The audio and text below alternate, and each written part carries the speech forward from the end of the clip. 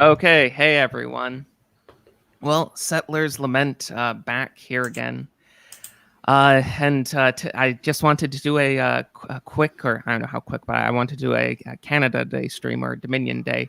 And I sort of mentioned this in the description. I do feel like a larper referring to it as Dominion Day. Not I certainly cannot forgive Papa Trudeau for renaming our national holiday. But that does make me feel like a 13-year-old in his mom's basement when I insist on calling it Dominion Day. But I'll still do it anyways. So yeah, that's what we're here today. Just I don't know, something to mark to mark one more anniversary of Confederation. I don't really have anything too specific for this. This is an especially depressing Dominion Day. Though with everything that's been going on recently, just in general, Dominion Day isn't always necessarily the happiest holiday for someone on the right when reflecting on the modern state of Canada. But especially recently, with how bad things have been getting, with the year and a half of lockdown, with the mass violence against the Catholic Church over the past 2 weeks, well, I just wanted, for Will H's benefit, to say, whosever fault it is, it's not mine. That's the nice thing about Settlers Lament, is you always know whenever there's a delay, it's not my fault. That's right. It's Alan Rule's. It's his fault. So that, I mean, you can still ask the question and I can give you the answer, but it's, at least it's not mine. Could be someone else, but it's not me. I also would like to blame chat. Chat is definitely responsible for this in some way or another. But all that really matters is it's not mine. So I don't know how long this will go, because I don't have anything too specific planned. I just wanted something to mark on my channel that it's one more anniversary of Confederation, and I didn't want it to go unremarked upon. Also, I'd like to give, I guess, a quick apology to my viewers. I haven't done much recently. I haven't done a video in a couple months now, and it's been a month since my last live stream. I'm trying to get more stuff out, but I've just been busy in my personal life, and it's not been coming out as much as I wish it would. Actually, speaking of which, my most recent video that I was trying to have out for Dominion Day is a review of George Grant's Lament for a Nation, which, of course, as I'm sure everyone here knows, is a very important book in the history of Canadian conservatism and nationalism. And to give a 5-second summary, it's basically about how the Canadian nation was murdered in 1963. But I don't know. I might go over that book a bit today, but I am planning on my next video being a quick review of that book. So does anyone have anything they'd like to talk about for our Dominion Day special? Well, I guess we can begin with one of the obvious, since this is a predominantly Catholic Canadian podcast. How about recently, with the various Catholic churches that are being attacked as a sort of retribution for the church's past history? I think the first thing to point out would be the various hypocrisy that's around it, because as soon as you bring it up, there's always going to be some liberal or left-winger who says, well, really, isn't this what the Catholic Church deserves? Aren't you minimizing the pain of various people who died? Well, one thing to point out, though, is when it is another religion, when it is, let's say, Islam, because an attack was carried out, the response that's always given is, well, you shouldn't blame all Muslims for this. Why are you vandalizing the mosque just because, 9/11 happened? No one would accept as an answer, are you minimizing the death of the various people that died in that attack? Or insert any other Islamically motivated attack. And now I would agree we shouldn't blame all Muslims for that, but there is no consistency there. And on a second note, if let's say a Muslim was to vandalize a synagogue for some attack carried out by Israel, everyone would say that that would be anti-Semitic, but we shouldn't. And while the left might be quick to say, well, sure, I don't really agree with Israel on all this stuff, at the end of the day, they would still say that should not be carried out, which should always be considered an individual matter. It's only the church that seems to be the exception to this. Now, I think that it's fair to say that I have Muslim and conservative Jewish allies who I probably agree with more than the various liberals who seek to defend them. But I just want to point out that there's always a hierarchy of blame, and it seems to be Church, Holy Mother Church, that gets the majority of the brunt. So I'm going to say that I think the more relevant hypocrisy thing at the moment is they're protesting the quote unquote destruction of their culture and traditional religion by destroying our culture and traditional religion. So it's like, if you listen to the people being interviewed, they're like, oh, our traditional beliefs got taken away from us. They were destroyed. And so the response is to go and start smashing like our churches. And it's just, once again, the irony of this whole thing is the whole complaint is our culture got devastated, but they're renaming stuff that was named after John A. Macdonald, smashing statues. I think Oxford recently took down the portraits of the Queen or something like that. And to me, that's just kind of the more pertinent one at the moment. Yeah, what I want to say is I think that you guys make valid points, but one mistake I don't want to make is I don't want to get into the, well, imagine if it were the other way around. Think of the hypocrisy. Like, let's be frank, guys. Canada and the people controlling the institutions and the media, they're anti-white and they're anti-Christian, and that will just direct all of their actions. You're not going to be treated fairly. It doesn't matter. You know, if like, for example, if there was this live stream where this I can't remember who was on the stream, but a guy said sarcastically that the worst thing possible would be if ISIS got a nuclear bomb, because then they might bomb America, and then Americans might think that Muslims were bad, and then the leftist he was speaking to unironically agreed with them. You know, like, I just think you got to understand at this point, guys, the country hates us. All these institutions hate us, and you're not going to get fair treatment for them. So, like, just kind of pointing out the hypocrisy. No, I agree. It's just moot at this point. Like, the goal is to destroy our country, destroy its European and Christian heritage, and basically and just remove it from history. And that's the agenda, guys. Like, let's not act as if there's actually there's actually a discussion going on. No, I agree. I just think sometimes if you're talking to people who are like not in this sphere and aren't exactly like, I don't know, I don't want to use the cringe term red pill, but if I say that to like boomers, they kind of get it a bit. But no, I agree. The left is defined by what it's against, and that's how they can have these coalitions of people who don't agree on anything, because their common ideology is against Christian and Western civilization. I just want to point something out really quickly. Many of these churches that are attacked even themselves exist within native territories.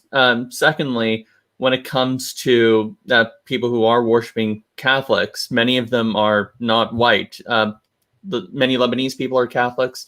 Many Catholics are non-white. There are Black Catholics, Latin Catholics, and many of them even Italian Catholics. Yeah, well, they're not white either. Yeah, that's my point. I see. But yeah, my only point is it seems to be motivated primarily out of religious hatred. The word white is just something majority white leftists actually like to slap on other white people who disagree with them, and it's sort of like a sacrificial lamb. Put those white people up for trial and then save themselves and make sure they're not complacent with any of their own connections. It's a totally made up category, in my opinion. I have to disagree with that. You know, I really think that the attacks on the church are really just a proxy for an attack on people of European descent. And I respect that, you know, there's Catholics of all different races, and then, you know, it's just as it's terrible that anyone whose church is burnt down. Of course, I'm not trying to belittle that, but like, you know, these kids that are being taught this stuff in school, they're not going to think, oh, the Pope in Rome is this horrible person. I mean, they might think that, but ultimately their blame is going to go towards the 2 or 3 white kids that are sitting in the classroom. You know, they're not going to grow up. Well, I think Alan wants to get in on this. Yeah, go ahead. Yeah, go ahead.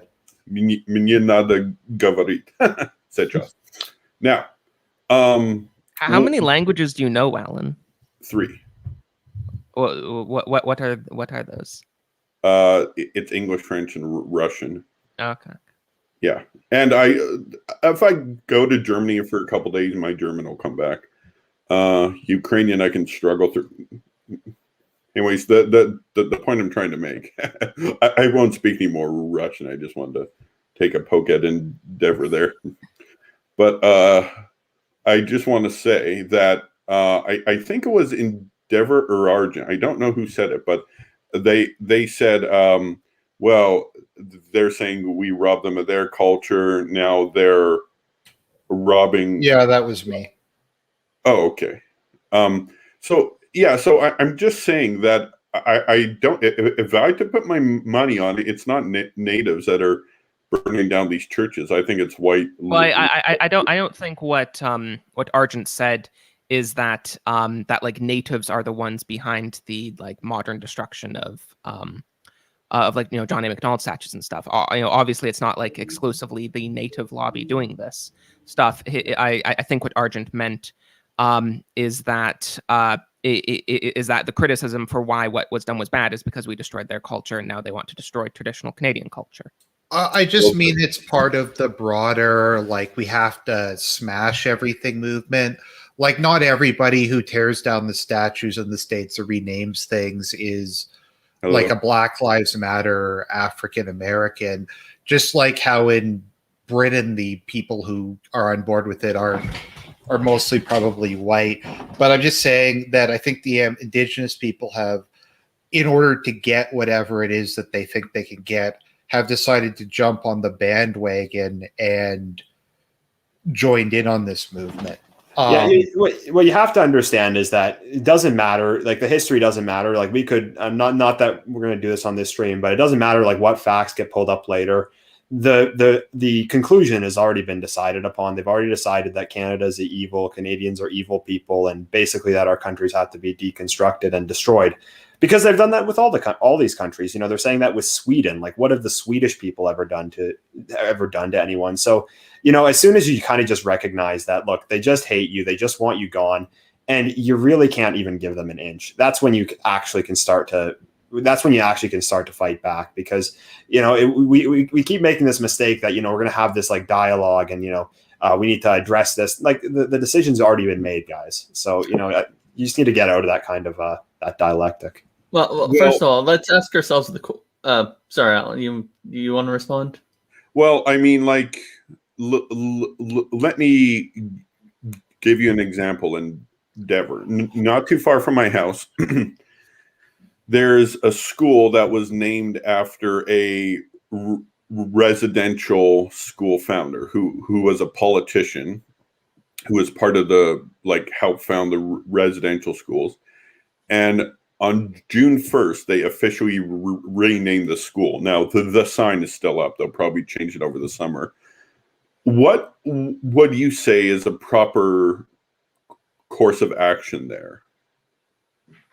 Well, I think that this is ultimately just the problem of having this kind of egalitarian, pluralistic society. You're always going to have these conflicts until you actually address the really underlying issue. I mean, if we have to be honest about it, like, I certainly don't support the stuff that's going on now, but I mean, from the perspective of a native, sure, I guess maybe they would dislike our history because Canada fundamentally was a European country. Like, that's what it was founded as. That's what it was for its first 100 years.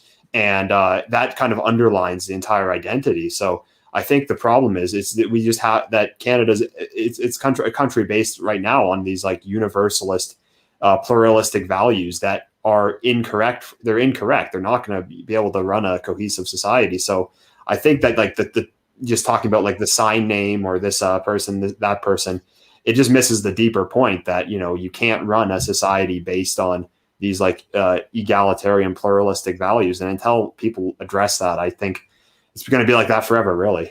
So I think one of the main issues we have to look at is two questions. The first question is... Okay, I actually have two questions. First off, oh, who here looks super buff? What's this? Why are my comments so cringe? Clearly he's talking about your Espion, Argent. And second question, another cringe. Oh no, that's the wrong one. Where is it? What's your opinions on the Greater Syria movement? Like, why are my commenters so cringe? Why do I have some autistic 14-year-old asking me about my opinions on the Greater Syria movement? What is That's a this? bit odd for a Canada Day stream, you know. Yeah, I know. Like, I would expect my what's dad up to. with this? Like, Yeah, is my dad in the chat? Because he's actually a huge supporter. I'm not, but in any case, just to go back to the point at hand, who gets to decide who gets to decide which statues ultimately go up and down? In my opinion, it's a community-funded thing. It should be decided by a community. It should be voted on. It shouldn't be. John Fisher, you're sounding cringe now. No, it's true. Okay. It's true though. If there's a Catholic, it's true though. If there was a Catholic community and we wanted to put up a statue honoring somebody, chances are we would have it to a saint or someone who we believe represents our community. If I had a choice between like a statue of, I don't know, John Stuart Mill or St. Thomas Aquinas, I'm putting the St. Thomas Aquinas statue up. My point is, it shouldn't be up to vandals who desecrate these who would desecrate them or tear them down. That's my point. The issue is we've taken a local issue and made it into a national thing. It should just be decided on a local level by voting. That's the first thing. And second thing, usually which statues go up or down is just a sign of power. And even like just use the American example in the southern United States, those statues of Southern Confederates that went up, those were mostly allowed by the North as a way of placating them. Okay, we won. This is just like our concession to you. You could have your Robert E. Lee statue. You could have your Confederate statue. And when they're taking down, it's mostly a sign of, again, some sort of power dynamic. Oh, you don't want this anymore. Yeah, it seems like this stuff is problematic in some way politically. We'll take that down. It's mostly a power struggle, and that's how it's always been. Every statue that goes up of some leader, of course, you can justify taking it down based on some bad thing they would have done. A Jefferson statue, a Lincoln statue, whatever it might be. The point is, it's usually about representing the interests of some institutional power. In my opinion, if that's the case, it should just be up to the local community. That's it. But the issue is we seem to have nationalized this, and we seem to have made a big debate about whether or not it's okay to vandalize and take down statues. I agree, that's wrong. You shouldn't vandalize and take down statues by force, but at the very least, it should be democratically determined by the local community in the way they see fit. It shouldn't be made into a national spectacle. That's my only point. I mean, sure, I definitely sympathize with that. I think, a community should have the right to decide what statues are in their community. The problem is we don't control any communities. Like, this stuff is not under our control. So, yeah, in order to actually have that, just like the naked exercise of power from the left. Yeah, it's just them like flexing and showing like we can do whatever we want. Yeah. And the thing is, it's I respect what you're saying, John Fisher. And in a healthy society, yes, stuff like statues should be determined by the local community. Because like I know I've seen some right wingers say really cringe stuff about this, where it's like the free speech absolutist thing. They'll say stuff like statues should never be torn down. Like really, like there's never been a time in human history when like there should be a redesign of how a city is decorated. That seems like a very strange. Yeah, I'd tear down every statue of Pierre Trudeau. Yeah, no, it just. Hey, Pierre's a lot better than Justin, but I actually think Pierre was worse. I mean, he was the one that put us on this path. Justin's just. If I could just add in, one of the issues though is. Maybe yeah. Sorry, I just would like to finish my thought. So my point is like on like an objective level, like in an ideal society, I'd agree with everything you said, John Fisher. That yes, that like communities should decide how they want their community to be represented, that type of stuff. But the point is like discussions like that are just completely besides the point in our modern society, because this isn't about like some honest disagreement between the right and the left over how best to represent communities and how they should express themselves. This is just the left trying to, in as blatant a way as possible, show how much power they have and how they can just destroy whoever they can just destroy the symbols of anyone who disagrees with them. No, sorry, Alan, you want to go? Well, I'm just going to say, like, I'm just going to throw out an opinion. I'm a bit of a moderate on the statute thing. Like, I'm fully in favor of them, like, signing petitions to take it down. Like, if you want to do it civilly, I may not support the cause, but that's at least far more respectable in my opinion. But when they vandalize private or public property, like what happened to all those statues of Junipero Serra, who is an amazing human being, and the only reason he's getting canceled is because he was part of the colonial establishment. I mean, that's a crime. It doesn't matter if he treated them with the natives with respect or anything. He was just part of that establishment, and those people who tore down the statue have probably not ever studied his life.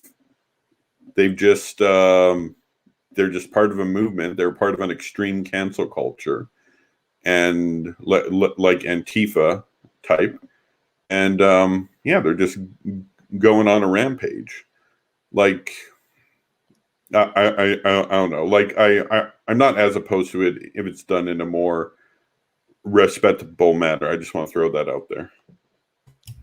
Arjun, you were saying something earlier? Yeah, I think that an important part of this, and this is why I really, really hate the concept of judicial review, is even if like the local community had control of it, like let's say there's a town where that's 100% Christian and they want to put up a cross or something, you'll get like some atheist will come in and just sue. Like I think there's a case in there's a couple cases in Ontario where the city council said the Lord's Prayer before meetings, and someone like sued and brought it to the Supreme Court. I've heard people like try to go to the Supreme Court with the national anthem because it says God in it. So it's just you ultimately have no real control over anything. Sorry if this is slightly. I don't really like rule by the masses or rule by the public, but I do think it's a lot better than rule by the Critarchy.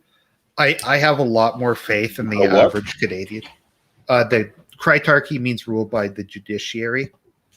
I have a lot more faith in the average Canadian than I do in the judges who control everything. So I am more sympathetic to that.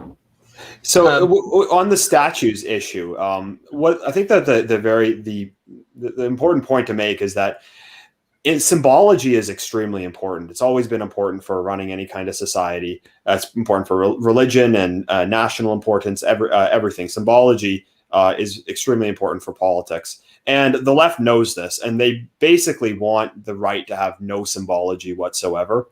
So that all the statues must come down because they're symbols. They're symbols of something that is inegalitarian. They're symbols of a society that existed before the project that they have designed for the future of the West. And that's why they have to do this iconoclasm to basically wipe out any kind of rallying point that we might have. Or like Canada Day, for example. Canada Day is symbology. They want to destroy that as a holiday because they can't let you have one day a year that you actually think, my country's actually kind of not that bad. And then on the flip side, everyone probably knows today how much the left forces symbology. So, they're painting these rainbow flags in all of these cities. They're painting them there on the sidewalks. And then if you make a tire skid mark on the rainbow flag, you're going to face a felony or something like that. They're making statues of George Floyd everywhere. You see, like, this is not really about like a community not wanting this or like what feeling this community has about this statue or whatever. What do they want to represent them? It is like just naked imperialism. It is like just a big exertion of force that your symbology is not allowed. It must be destroyed. And our symbology, we're going to force it in your face as much as possible because it's such an effective way to control people. Well, one thing to keep in mind is how ancient cultures used to atone for their sins. They used to have a sacrifice in which they would slay, and that was a way of like purging the evil out of a community. And national symbols that mark some alleged black mark on Canadian society represent that. Basically, you get a John A. Macdonald statue. You think of all the terrible things Canada has done around residential schools. You purge the evil out of the community by destroying the statue, and suddenly everything's a little better. Unfortunately, that does not really do anything to rectify the situation because, in order to actually build restitution, one actually has to provide some form of way of bettering the community in which you wronged. And that's a much better way of approaching it. The thing one has to realize is the issue we have is that there's too much of a centralization of power in big cities. And big cities are the places where you actually do have more quote unquote liberal values, the ones that are anti-traditional, against the family, etc. And it takes away from the local power of any community, indigenous or not, to actually self-determine a lot of what they want to do. And that puts us in a very susceptible position where we are at the whims of the say-so of a certain centralized elite. That, I think, is the main issue. And the reason I want to stress this is, yes, we don't have a lot of control in the communities that we live in, but where did that originate from? It's from the fact that we gave up a lot of power to Toronto and Montreal. That's the issue. And I think once you have a little more provincial control and community control, you actually might be able to rectify the situation in a few of these communities. I mean, isn't that the major point here? What could we do in order to at least try to bring power back to community self-determination? And if a community wants to continue on in the way that they are, then that's fine. That's up to them. But at least we would have a chance at finding or preserving some communities that want to continue on having the traditional values which we all prefer. Yeah, but I will have to add though that first of all, I know that we can't discuss it on the stream, but I will say, like, the stuff that's coming out in the news right now, I press a major X to doubt. Basically, we've been taught a one-sided version of history that really should be looked into. But anyway, but like if you accept that John A. Macdonald is illegitimate, you basically accept that all of Canada is illegitimate. So why is the left not correct? I mean, like, you see, we have to get out of this mindset that out of this kind of universalist mindset, because this is kind of what's being used as the hammer to beat us over the head and basically deconstruct everything that we hold dear. So, and you also have to understand that the people that are doing it, they're not coming from the same perspective. They are like ethnic activists. So like BLM is not going after this egalitarian universalism. BLM is going after, they're basically a group that's designed to exert power. That's the same with, I think that's the same with a lot of these indigenous organizations and a lot of the people that are in other institutions of power. You know, they're not playing this like game to have this kind of universalist, pluralistic society that satisfies everyone. Basically, they're enriching themselves at our expense, and you know they're able to do that because they put us in this mindset where we need to be universalist, but they can be like just nakedly partisan for their own group interests. And until we get out of that, you're not going to be able to defend any of this stuff. I mean, it is very much just a naked, like, Black Lives Matter is just, we want to grab as much stuff as possible for our community in a very naked sense, which I actually kind of respect, to be honest, that they're just like open about it, that they're just like, we want stuff for us. So I have a certain degree of respect for it, but it's not about like justice or any of these things. Like, and I've said this to my parents, let's do a quick thought experiment. If you were to give every black person in the United States $10 million and have Joe Biden get down on his hands and knees and apologize to them, would that satisfy them? No, it wouldn't. Of course not. No. Well, it's because anti-racism and all this stuff, it's just meant to be a tool to basically justify your further subjugation until you just walk away from it. Like you're just going to be a slave forever. Well, first of all, I just want to say something. Endeavour, remind me after the stream to send an article on that topic you talked about. I know we're not going to talk about it here, but just remind, I got an article that you'll like. But I do want to say that I think at the end of the day, okay, you're roboting a bit, Alan. What's the last thing you heard me say? At the end of the day. Okay, so I think at the end of the day, I think the ultimate goal of this of Black Lives Matter, of certain other movements that are basically professional organizations on crack. I think at the end of the day, the goal is cash. They want free money. That's what runs this thing at the end of the day.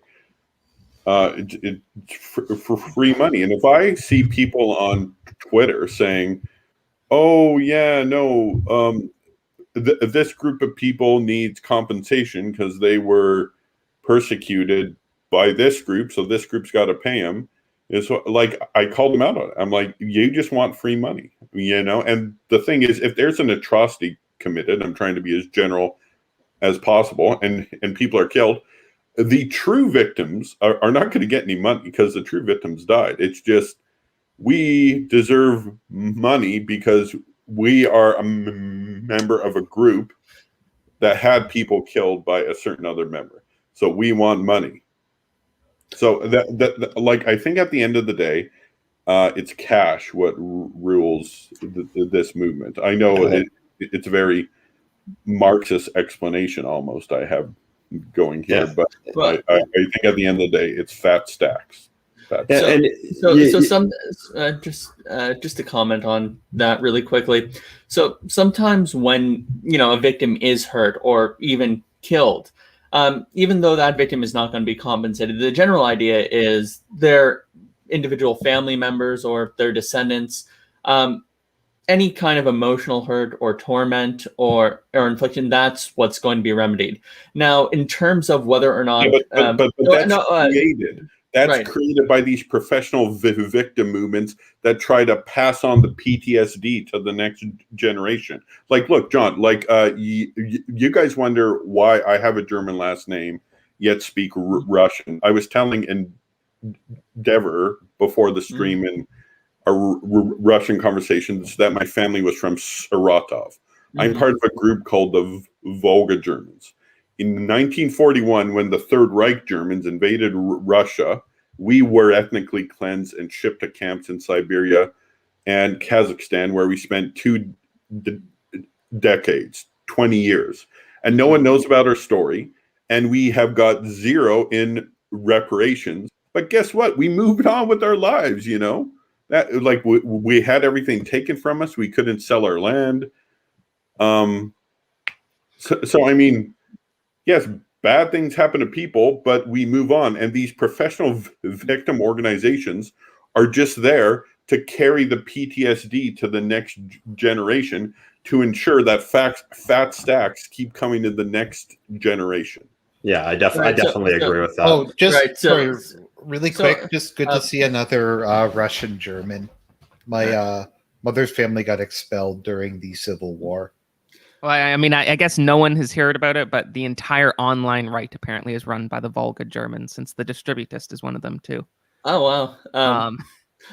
But just to comment really quickly, though, I agree there is definitely something wrong with just demanding material compensation for a past wrong, and I agree that there are tons of ethnic communities that have been wronged in the past. They move on, even though there is no compensation happening. But the point is, how is it possible for any group of people or any such a community to move on and also prevent something like this from happening again? So I'll just take the Volga Germans just as one example. I agree that if the solution to that sort of problem, if the Russian government had any inclination of compensation or preventing this sort of stuff from happening any further, that would be wouldn't be to just pay them off money over and over again, because that builds a dependency. If you're just dependent upon the crown to get by, then that means the crown is going to have some kind of control and pull over you. That's the main issue. One of the main reasons why, financially speaking, on average, Indigenous communities in the United States actually do better in Canada is because they actually own their own land, whereas here it's owned by the crown. You can't mortgage it out, you can't put it against the bank, and of course that creates a huge financial constraint. And that's one issue to look at. Another issue to look at is how do they get more control over their own assets rather than being crown dependent. I think that's pretty much the question they have to ask themselves. Is what exactly does the Canadian government owe them in terms of how they can self-determine? And what should every community be given so they can also self-determine and they can actually have more local influence? I think at the end of the day, I always just want to bring it back to that because I want to make sure that self-determination happens at a community level and not at the level where elites in cities get control over pretty much everything. It's a populist mindset that I have. It's not one that's geared around, having this huge oligarchy responsible for coming to moral conclusions and then using some utilitarian calculus to think, well, this is how much psychological damage we did to you in the past. Ergo, here is how we compensate for it. All done. Like, I think that there's something like utterly mechanic and gross about that. What I do think isn't gross is the idea of saying, what can we do to make sure that certain groups of people can be self-determined going forward? I think that's the real question. And I think that this culture conflict is really just a disguise for really avoiding this more systematic issue. Why do we have a huge oligarchy, mostly comprised of people who live in cities, that culture getting to determine things for the rest of Canada? To me, at the end of the day, that's where the issue comes back to. I think honestly on this topic we've been going a bit back and forth. Is it okay if I say something quick in response to a comment I saw? And I think Argent said, I just want to correct you, Argent. They're not all Mennonites. My dad's family's a Lutheran. And no, I'm saying my family was. Oh, I thought you were talking about like the vulgar. No, there was Catholics, Lutherans, Mennonites. Yeah. And I'm sure a few others, but mainly those. Okay. Sorry about that. So Argent had the idea before that we could go around and give our opinions on Canada and Canada Today. So I thought now would be as good of a time as any to do that. Argent, would you like to start? Sure. So I just have very, very mixed feelings about this country because at the end of the day, it is home, but it's a home that deeply despises me and everything I believe in and everything I stand for. And that just kind of tries to make me feel unwelcome. But it's like people will in my server, because I have a lot of Southern viewers, they'll be like, oh, just move to a red state. And it's like, well, the climate's different, the culture's different. I get that the worldview of the people there is a lot more similar to mine, but it's kind of like with the whole move to rural area thing. I get that the worldview might be a little more similar, but kind of my lifestyle and culture is an urban one. And I am proud of that my father's side is English and the achievements of Anglo civilization, but I don't think Canada really stands for that. I think Canada is the model of this globalized, multicultural, sexually deviant hellhole. It is kind of the and this is probably partially just because I live around Toronto, but is a model for what kind of the elites want to do with the rest of the world. So it's do I celebrate it or do I not celebrate it? And I know this year, I don't know for those of you remember what Canada 150 was like, but I felt that was the most smug, self-satisfied, triumphalist. We're the most progressive country on earth. And I didn't want to celebrate it that year. And then this year, my sister told us that she doesn't want us to celebrate Canada Day. And I'm I kind of want to celebrate it now just because I don't want to be on the same side as those guys. So I just have very, very mixed feelings.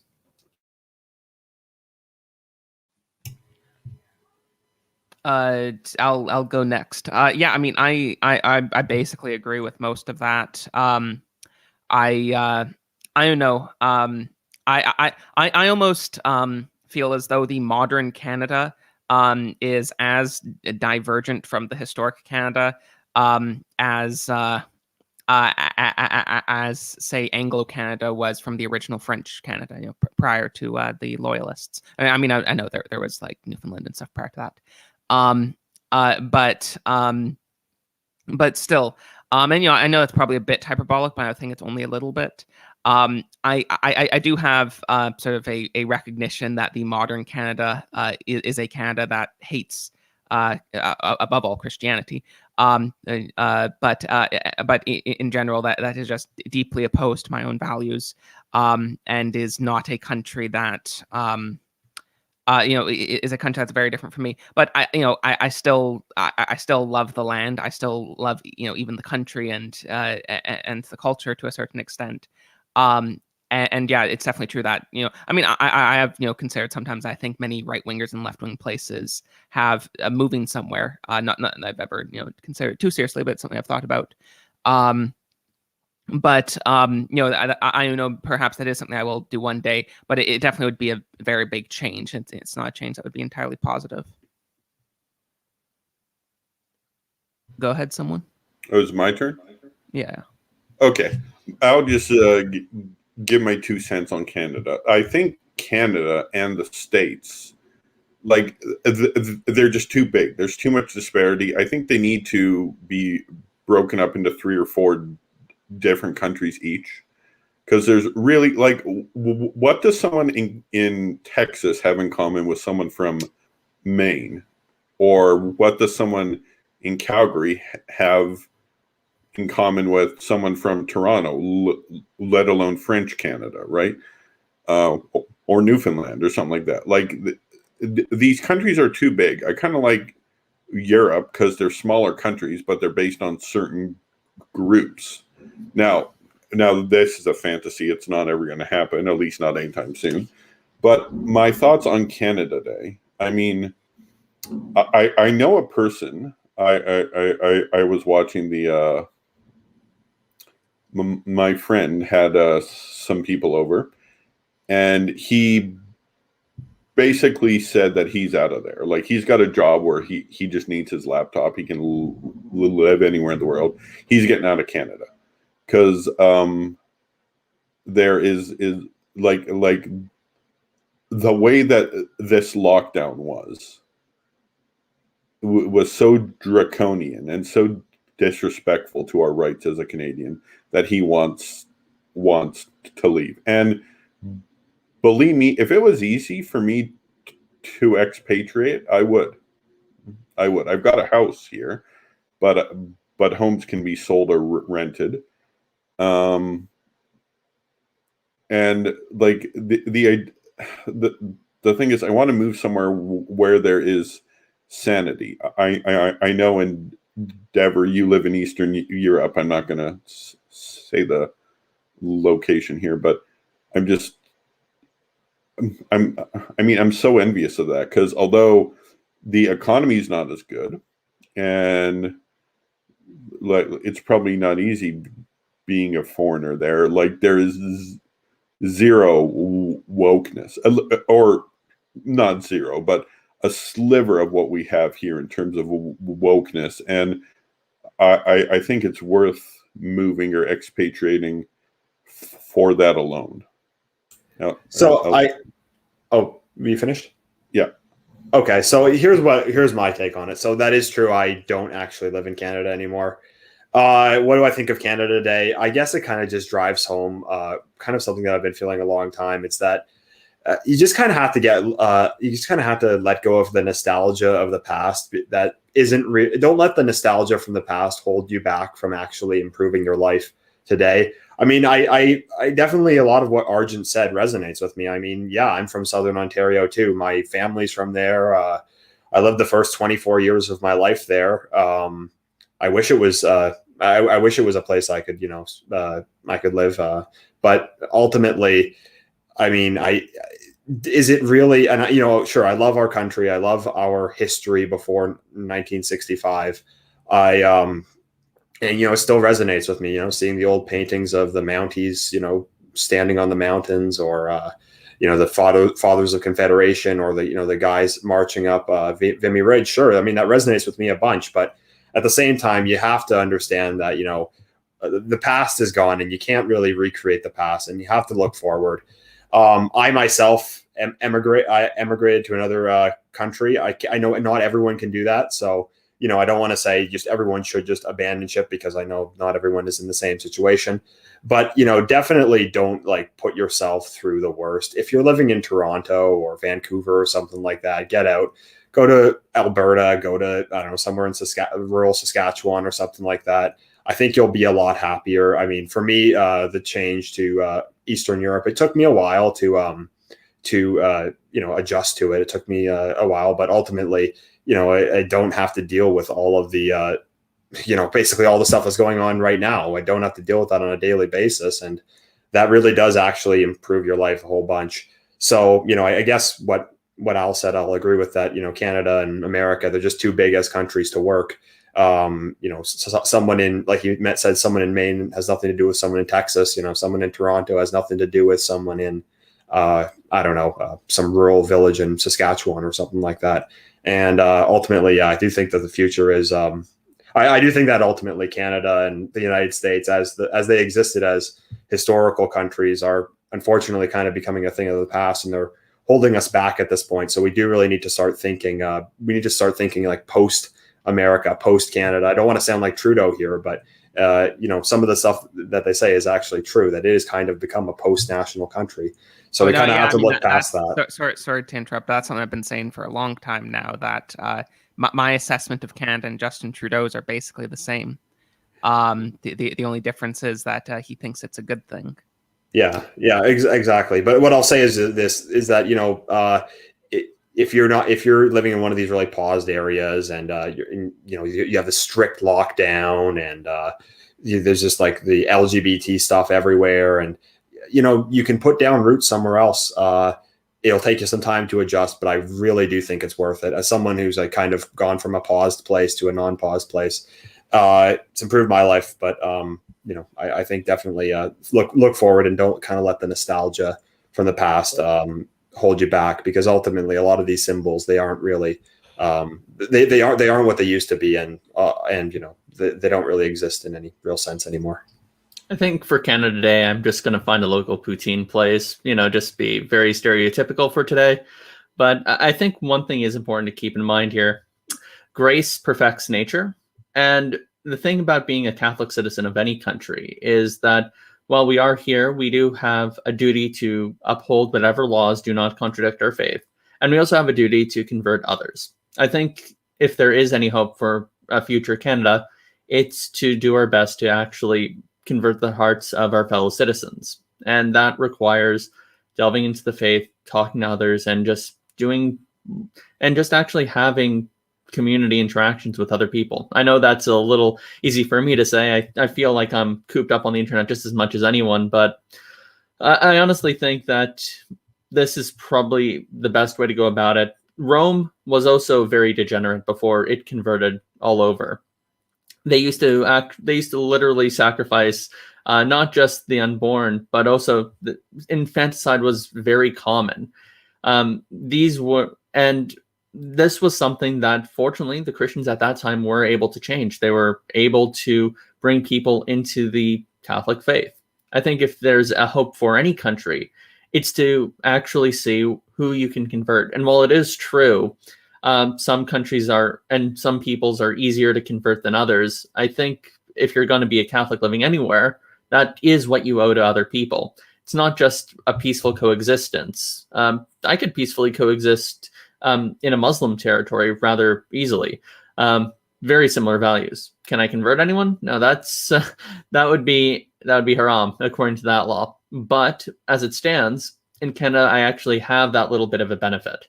And while there is shame and, of course, pushback from anyone who pushes for Catholic values, like, what else are you going to do? They might shut down church for a year. They might church, yeah, that's true. That's true as well, although that's done under the auspices of, being a health issue. But whatever the case might be, what we can do at the very least is try to reach out. Who of us doesn't have a friend who doesn't embrace or doesn't agree with our Catholic values, and yet we try to love them? I think even if we have a hard time accepting the values and ideas of other people and we see them as degenerate, Christ does still call us to love our enemies. And if that enemy is what Canada seems to be today, we're still called to love her. And as citizens, that's the best we can do. Even Paul says Caesar does not bear the sword in vain, and he was living under Nero. I think while there's a lot of pessimism to be had, I think we could always just delve back into prayer for the other and for our fellow citizens. I think that's probably my attitude towards all of this. Okay. Well, I will say that I think that the church has a big opportunity if they actually can be the ones to come out and condemn, global homo and the pause and all the stuff that's happening, because a lot of times the churches go along with it. The Baptist church I used to go to in Toronto, they sent me literature. They sent me book recommendations for Robin DiAngelo and Peggy McIntosh, like reading all the white privilege theory and stuff like that. And the church is basically full of people that, the average age must be like 65. It'll be closed within 10 years. And they're just doing it completely wrong. And ultimately it is just cowardice. It's people giving up their actual religion to appeal to the zeitgeist of the present day. And in order for, the church to actually appeal to people, they have to offer them something different. They have to offer them something outside of what's being offered, because I think that a lot of people would probably flock to that. I think anyone is dying for something that isn't paused. I think that, there's so many young people out there, especially, that just want absolutely anything that's just not going to tell them, oh, you're a piece of shit and you should become transgender. And it just takes an ounce of courage. I hope that a lot of, I think the problem is that a lot of the institutions, the institution of the church doesn't have that in a lot of cases. My former church certainly didn't. I think one of the best things you can do, at least with that, is offer some kind of social justice philosophy that doesn't degrade into what we call social justice philosophy has degraded into. If you look at Pope Leo, if you look at various popes who were responding to the socialist of their day, their response wasn't, oh, well, you have to just trust the capitalists and the free market and that stuff. They recognize that man is due his own proper end, and he has his happiness in something. And that's in community and in family and in all these other various values. I think, if anything, we need to actually push for our own alternatives, because if we just push for the status quo, there's going to be some issues there, and because there are issues in the status quo. If we push for socialism, that also has its own issues. But if we actually delve into the deposit of the faith, we can find good alternatives to lean on. I think that we owe it to ourselves to actually read DiAngelo and all these other people, because we need to know what they're saying in order to formulate a good apologetic in response. I think borrowing ourselves from that, we're not really going to do a good job debating people who hold these opposing views. I think one of the things I really like about the distributivist is he actually tries to approach this very literature in order to formulate a response. So I think we owe it to ourselves to read them in light of that, but only once we are secured in our own faith and our own answer. I'll just assume that when you say delve into the deposit of faith on the issues of social justice, what you mean is stealing tweets from lefties and giving them a Catholic spin. No, that's my personal way of doing distributism. Yeah. If you look at the Leonine Institute, they actually release good journals with public policy alternatives. And I think that's one of the great things about their editor. He's an economist. He actually has studied economics, and he can formulate a decent response based on that. That doesn't involve us just, going back to owning farms. So I think that's always good to keep it updated, but not to the point of just eschewing those values. I think what the Catholic Church, because this is something I've been wondering about for a long time, like why they don't just formally excommunicate politicians who support up to post-birth abortion and stuff like that actively. I think the Catholic Church, particularly in countries like Canada, realizes that if they ever make an actual stand on anything, probably a majority of the laity will just apostatize. Honestly, I think if they did refuse Justin Trudeau communion for his social positions, he would apostatize, and half the church would. I think you'd even see a lot of bishops and stuff who would either formally leave or go into de facto schism and say, well, this isn't a mandatory aspect of the faith. And I think until they're willing to just do that and eat it, we're just going to have this scenario where it's just like, because I know the church I went to, they defended ISIS on the grounds that we were just as bad during the Crusades. And so they would defend ISIS, they would condemn people who didn't accept the gender changes of trans people and stuff like that. And we have to accept an unlimited number of Syrian refugees and things like that. And it's just, I find in a lot of cases the Catholic Church is probably worse than whatever the average population is Just on as every issue but abortion. just as a clarification, when they said when you said defend ISIS, do you mean they were trying to say, okay, yeah, ISIS is bad, but we shouldn't defend all Muslims, but we shouldn't attack all Muslims because we wouldn't want people going to the Crusades and attacking all Catholics? Or were they like, oh no, ISIS is like a fantastical institution? No, it's we have no moral standing to criticize ISIS because the Catholic Church is the moral equivalent because of things they did during the Crusades. Wait, the Catholic Church said that about themselves? Yeah, I've God. walked out of a lot of classes over the years because I walked out of that one. First of all, I have to say that the Crusades were justified for the most part. But anyway, this is the problem. Like, the problem is deeper than just like that they're not good on certain issues. I think that the real root of the problem is that they're preaching a false religion. They've put the current day zeitgeist above what is actually meant to be their faith. They're all their positions these days, and I don't keep track on any of them, but it just seems like it's whatever is in line with social justice. So they'll just edit their views to whatever is the most whatever's just the most woke position they can have now. Like, you can look at the Church of England in the UK, and like, my God, it's almost as paused as the universities. And I think that the betrayal with these churches is even worse than with the universities, because you could say, or these other institutions, you could say that they did it for money, they did it for social status or something. But with these churches, it's just pure cowardice, because their churches close when they do this. When they go social justice, their congregations just completely disappear. And it seems like Settler Lament jumped out for a second. Hopefully he comes back. Yeah. Yeah, just is it okay if I comment? Sorry, I fell out. Is it okay if I comment on that whole ISIS Crusades thing? Of course, if you want, I got a lot of lectures on the Crusades on Elijah Yassi's channel.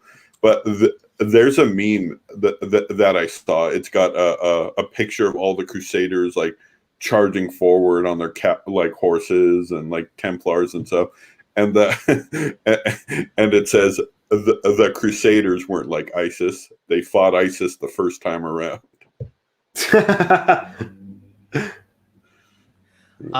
Watch Real Crusades History, the YouTube channel. They do really good work. Great channel. And I've been thinking of You're roboting again, Alan. Oh, I was saying Endeavour brought up Rio Crusades history. I'm thinking of inviting that guy on my channel because that guy's just brilliant, Yeah, that would be a good choice. I suppose that's as good as time as any to remind everyone that everyone here does have their own YouTube channels, so those are hopefully linked in the description. So make sure to check those all out. I don't know. I could have sworn there was something I wanted to say to someone about something, but I don't know what that was. Does anyone have anything else to say? I'd like to say thank you guys for having me on, and also I wasn't necessarily saying that we're finishing. That's just we can finish. I don't know. All right. Do you want to? It's your channel. That's why I was asking. Like, does anyone have anything else they want to say about Canada or Canada Day or whatever? I don't know. I think I've said all I need to say about it. It's not a very happy day for any of us. Yeah, but I guess. I just had one other thing I wanted to maybe touch on. Just No one needs to say what province they're in, but just how bad the lockdown restrictions have been in. Because I live in Ontario, and I think it might be the worst in Canada. Manitoba. But Manitoba's worse. That's the worst. Yeah, that's the worst. But it's been like a police state here. It's really humiliating. Like I didn't think I'd see bread lines this fast, but like when I was living closer to downtown Toronto, because of the way it's set up, you would have bakeries would have like 40, 50-minute lines going out of them. Dollar stores would have like 50-minute lines. And I wasn't expecting a ton from Doug Ford, but I still feel betrayed by like how this whole thing's been handled. Yeah. And I just feel like, sorry. Oh yeah, no, yeah, you can finish. And I just feel like it's never going to end because I've received both doses. I mean, if a lot of people don't like that I got the vaccine, but I need it to work. So, but I still have to wear a mask, even though it's like 96, 97% effective. It doesn't change anything with regards to how I'm allowed to live my daily life, aside from the fact that I can be employed by certain private companies. Yeah, I'll just in contrast to that, where I am in Eastern Europe, there's been no lockdown in over a year. Every store is open. Every day I go to a bar, to the gym, to restaurants. There's like public gatherings. There's a few things that were canceled, but for the most part, it's just everything's just completely open. And masks. the only time you need to wear a mask is just like to enter the metro. Then you can just take it off 1 second later. And wow. So just in contrast, I just look at the stuff. It was just with utter horror, just like how insane it was in Ontario. I mean, it's really just hard. I don't know what to say about it. I mean, it's just, I don't think that's ever going to end. Out of curiosity, one thing that I'd like to ask everyone in the stream is there anything positive about today you guys might all be looking forward to doing? Maybe just to cheer. Al? Is it okay, Settler, if you put that comment, I only disavow the sacking of Constantinople on the screen? Yeah. Yeah, because I just want to say something about that. I've got an entire talk about that on Elijah Yassi's channel, about the Fourth Crusade. No one knows the history about it. I did all my research with primary sources. That is completely the fault of the Greeks. They backstabbed the Crusaders. Both Isaac II and Alexius IV agreed to pay them a certain amount of cash and do a whole bunch of other things for them, but they backstabbed them and attacked them outside of Constantinople. So the attack on Constantinople was justified. That's what the Crusader clergy said too, after they were horrifically backstabbed by the Greeks. I just want to say that. Go check out my 2-hour-long lecture on Elijah Yassi's channel. But I'm just going to say I don't disavow the sacking of Constantinople. All right, so I think this is just a fantastic example of how no one knows anything about history. Like, of course, like the lefties who like say, "Oh, remember the Crusades," know nothing about history. But even your average right winger who says, "Don't you know the Crusades were defensive wars against Muslims?" Let's be honest, the average right winger that says that knows nothing about history. So yeah, and the classic and I'm not going to pretend that I know much about the Crusades history. I don't. But the classic like right winger, when they say that, they're always like, oh yeah, but the Fourth Crusade was bad. And I'm not saying I have the anywhere close to the expertise you have on the Fourth Crusade. I don't know much about the Fourth Crusade, so I'll reserve judgment. But all I'm saying is like most people, left wing or right wing, know nothing about history. And just take anything that most people say about history with a grain of salt. But yeah, one other thing, actually, I saw I got a super chat earlier, so I should read that. The Blue Baron for $10. Settler Cantrad to Cantrad. I would like to clarify this, by the way. I'm not a trad. I'm a famous hater of tradition. Your Dominion Day event was just what I needed this year after Monotic's literal Dominion Day celebration was canceled due to COVID. By the way, love to collab sometime. Yeah, I'd be happy to. I'd be happy to do some sort of collab. just send me a message on Discord or Twitter or something. But yeah, I'm happy that I can raise spirits a little bit. I don't know how this stream could possibly raise people's spirits. It's been incredibly depressing. I would like to say, like, I do, this has already been more or less said, but I do still have a deep love for Canada, for Canadian history, and even Canadian present in some way. But yeah, so I don't want to, the reason I called my channel Settlers Lament is because of how black-pilled I am over the current state of Canada. So I can't lie and say, oh, Canada #1, Canada has no problems, Canada's based. We're just one more election cycle from turning this all around. But I can't say those things. But I still do love Canada in some incomprehensible way. One thing I'd like to make clear is this. I think that we can still love our country and our history, even if we are very pessimistic about where it's going. One of the great conservatives in Great Britain, Peter Hitchens, one thing he always likes to say is, yeah, I'm very pessimistic about the future, but knowing about what's going to happen, I might as well just have some brandy and enjoy it. So at the very least, if you know where it's going, you could sit back and not be surprised about what's happening.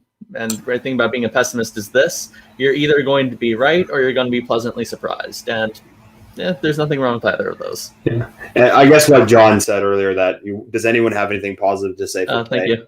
I think that's a good point to bring up. And, this stream, we've all kind of been a bit black-pilled. But I will say this: go out and enjoy the evening. Leave the phone at home. Don't go on social media. Don't listen to all this, all of this, cancel Canada Today stuff. Just go have a barbecue with your family, meet your friends, go out in the canoe or the kayak, do some fishing. Just enjoy the day. You don't need to let it get down. And, it's still a fine summer day. It's a holiday. Make the best of it. Yeah, so is that it, everyone? Does anyone want to shill their channels or anything?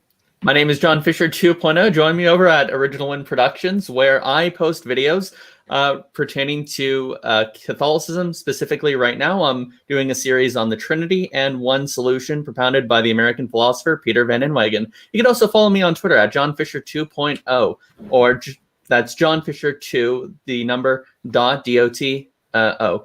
Those are the two places to keep updated on all my online endeavors. And I'll just plug my stuff. You can go to alanruhl.com or go to my YouTube channel, Alan Ruhl, ALLAN space RUHL. And I'm currently doing research. I'm currently doing more Crusades research, but I'm doing a lot of 11th and 12th century stuff. And I'm preparing more responses to a random Eastern Orthodox apologist who goes by the moniker Ubi Petrus. And yeah, I've got our stuff on the go, but I'm not going to bore you with what they are. Keep watching my channel and you'll find out. And God bless. Happy Canada Day. Yeah, you can just go over to my channel, Argent, same as my username. I cover pretty much everything. Like a week or two ago, I put out a video comparing and contrasting Charles V and Philip II. And today I put out like a review of SMT3 Nocturne. So I kind of cover just about everything. I guess kind of my thing is I do a lot of media reviews from kind of an explicitly right-wing perspective, which I don't think there's a ton of people who do that. So thanks for having me on, Settlers. I appreciate it. I think we had a good conversation. Yeah, no problem. It was fun. Endeavour, have you shilled yet? Sure. No, I haven't yet. So you can find my channel. I'm still on YouTube for the time being, but I'll probably be banned eventually. So you can also find me on Odyssey. It's Endeavour. On Twitter for the time being too, but I'd rather you follow me on Telegram because I think that's the future. Telegram and Odyssey. If you guys haven't started a channel yet, I'd definitely recommend it. And yeah, follow me there and follow all these other fine gentlemen. And have a good night. Yeah, and just quickly, one other super chat has come in. Bolerio, is that how you pronounce that? I don't know. But I can't pronounce easy names. Never mind, whatever this is supposed to be. But how will we celebrate the brave transgender Mounties if we stay off the internet? That's very true. I think the transgendered Mounties can survive without you for one day. But no, I mean, your channel's gonna get deleted now. but no, okay. I mean, I know, I know my audience probably doesn't need me to tell them this, but if you guys are seriously still allowing your children, anyone who out there who are parents, if you're allowing your children to watch mainstream entertainment unmoderated, like, you're abusing them. I'm like, this is neglect at best. You have to know at this point that all, like, it was bad when I was a kid. Going through lefty messages from when I was a kid would be a good live stream topic one day. I'm not going to get too much into this right now, but it was pretty bad back then. I remember the stuff seeing stuff in cartoons that made me feel bad for, like, being a male or other things like that. But it's just way crazier now. It's even worse, and there's no excuse for not knowing. So just like, I'm not joking. Like, this isn't a joke. I think you're literally being abuseful through neglect of your children if you allow them to watch mainstream entertainment unmoderated. So just don't. Okay, that's my final message for the night. Good night, everyone.